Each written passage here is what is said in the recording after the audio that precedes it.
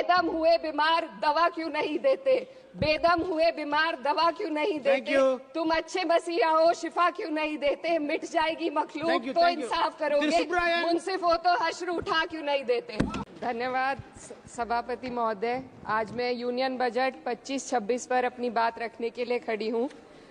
भारत के संविधान के आर्टिकल 38 भारत को एक वेलफेयर स्टेट के तौर पर पेश करता है और सरकार की जिम्मेदारी है कि बजट और उससे जुड़ी वेलफेयर स्कीम्स के जरिए इन आर्टिकल्स को हकीकत में लाया जाए।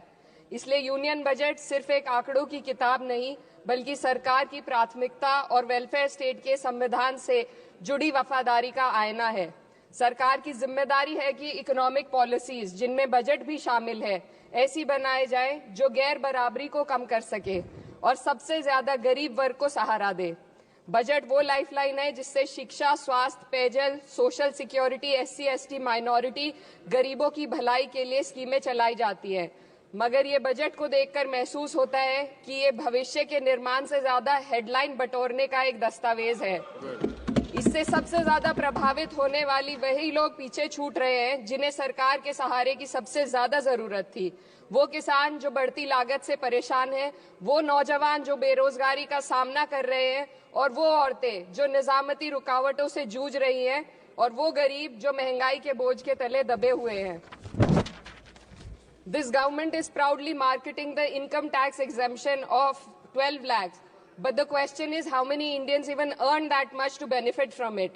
Only 2.2% of Indian population pays direct taxes, whereas no relief has been given in regards to indirect taxes, the burden of which falls on everyone, especially the poor and weaker section of the society. This clearly shows that this is not an inclusive budget. GST की ऊंची दरों ने आम आदमी की कमर तोड़ दी है। जरूरत इस बात की है कि खाद्य सामग्री, दवा, स्कूल की किताबें और जरूरत की चीजों पर टैक्स कम किया जाए। पेट्रोल, डीजल पर टैक्स कम करने की कोई कोशिश नहीं हुई, जिसका सीधा असर हर नागरिक पर पड़ता है। आर्टिकल 41 कहता है कि सरकार को ये कोशिश करनी चाहिए कि वो अपनी इकोनॉमिक हालात और रिसोर्सेज के हिसाब से लोगों को रोजगार दे। इस बजट ने बेरोजगारी दूर करने की दिशा में कोई ठोस उपाय नहीं दिया है। नई नौकरियों की बात तो छोड़िए, जो पहले से थी वो भी खत्म होती जा रही हैं। स्किल डेवलपमेंट प्रोग्राम के नाम पर करोड़ों खर्च किए जा रहे हैं, मगर सवाल ये है कि ट्रेनिंग लेने के बाद कितने नौजवानों को असल में नौकरी मिल रही है। सरकार के पास इसका भी कोई आंकड़ा नहीं है। सरकारी विभागों में लाखों पद खाली हैं, मगर भर्ती का कोई प्लान नहीं है। आर्टिकल 45, जिसके द्वारा सरकार की जिम्मेदारी है कि हर बच्चे को 6 साल की उम्र तक फ्री और जरूरी तालीम मिले ताकि उनका बुनियादी तालीमी डेवलपमेंट सही से हो सके, जिसको संसद ने शिक्षा का अधिकार अधिनियम बनाकर और भी मजबूती दी थी, परंतु इसकी जमीनी हालत क्या है वो किसी से छुपी नहीं है। नगरीय क्षेत्रों में सरकारी स्कूलों में शिक्षक न होने की वजह से स्कूल बंद हो रहे हैं तथा दूरस्थ ग्रामीण क्षेत्र के स्कूलों में टीचर ही नहीं पहुंच पा रहे हैं। सरकार कह रही है कि डिजिटल इंडिया और AI से तालीम का इंतजाम होगा, मगर जरा जमीन पर देखिए, उत्तर प्रदेश में सिर्फ 22% सरकारी स्कूलों में कंप्यूटर है। मेरे संसदीय क्षेत्र कैराना में कई सरकारी स्कूल शिक्षक न होने की वजह से बंद हैं और मदरसा एजुकेशन के बजट में 57% की कटौती कर दी गई है। क्या यही सबका साथ सबका विकास है? इसी तर्ज पर अस्पताल हैं जहां पर डॉक्टर नहीं है। आर्टिकल 47 अच्छी सेहत और जिंदगी के स्टैंडर्ड को बेहतर बनाने की आवश्यकता पर जोर देता है। राज्य की जिम्मेदारी है कि लोगों की सेहत और उनके वेलबींग को बेहतर करने के लिए जरूरी कदम उठाए, लेकिन हकीकत यह है कि इस बजट का सिर्फ 2% ही आम जनता तक पहुंच पाता है। शामली जिले में 84 डॉक्टर की पोस्ट स्वीकृत है, मगर सिर्फ 29 डॉक्टर काम कर रहे हैं और गायनोकोलॉजिस्ट मात्र 1 है। दवाइयों की कीमतें बढ़ती जा रही हैं, मगर गरीबों के लिए कोई राहत नहीं है। सरकार ने महिलाओं के लिए बजट बढ़ाने का दावा किया, मगर 81% इसका बजट सिर्फ पोषण योजनाओं में डाला गया है। महिलाओं के रोजगार, उनके इकोनॉमिक इंडिपेंडेंस और सुरक्षा के लिए कोई ठोस योजना नहीं बनाई है। बेटी बचाओ बेटी पढ़ाओ का बजट घटा दिया गया, जिससे साफ है कि ये सिर्फ नारेबाजी थी और कुछ नहीं। किसानों की बदहाली हम सबके सामने है, लगातार चलती आ रही है। 2016 में कहा गया था कि 2022 तक किसानों की आमदनी दोगुनी होगी, मगर 2025 आ गया और MSP पर कोई ठोस गारंटी आज भी दी नहीं गई है। गन्ना किसानों का बकाया अब तक नहीं मिल पा रहा है, और तो और उत्तर प्रदेश में अभी तक गन्ना मूल्य भी तय नहीं किया गया है। डीएपी, यूरिया और खाद की कमी से परेशान किसान आज भी सड़क पर प्रदर्शन कर रहे हैं। मजदूरों के लिए जो सबसे बड़ी योजना मनरेगा थी, सरकार कहती है कि मनरेगा ग्रामीण भारत की रीढ़ है, मगर बजट में कोई भी बढ़ोतरी नहीं मिलना बहुत शर्मसार है। औसतन 44 दिन का ही रोजगार मिल रहा है, जबकि स्कीम 100 दिन की गारंटी की होती है। भारतीय रेलवे देश के लोगों की जीवन रेखा है और इसी से यहाँ के लोगों की आर्थिक एवं सामाजिक जिंदगी चल रही है।